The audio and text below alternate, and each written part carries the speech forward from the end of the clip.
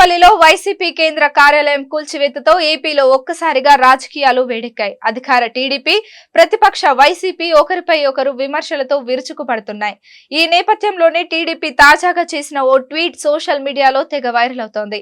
Arundelpet Telugu Desam party office విషయంపై YCP చేసిన tweet కు టీడీపీ గట్టి కౌంటర్ ఇచ్చింది. ఇలాంటి ఫేక్ చేస్తేనే క్రికెట్ టీం నంబర్ వచ్చింది, అయినా మారకపోతే సింగిల్స్ ఆడే షటిల్ టీం నంబర్ ఇస్తారు ప్రజలు. అండర్పేట తెలుగుదేశం పార్టీ ఆఫీస్ ని 1998లో నాటి గుంటూరు జిల్లా పార్టీ అధ్యక్షులు యడ్లపాటి వెంకట్రావు గారు కట్టారు. 1998లో ఆఫీస్ కడితే 2015 అని ఫేక్ చేస్తున్నావు.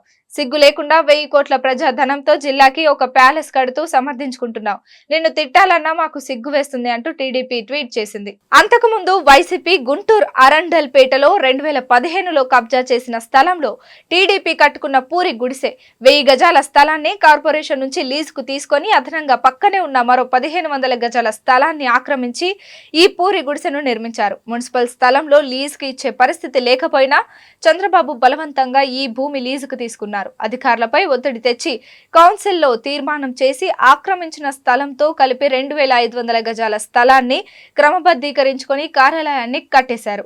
ఇలాంటి భూములు రాష్ట్ర వ్యాప్తంగా ప్రతి జిల్లాలో కాజేశారు అని ఆయన ట్వీట్ చేశారు.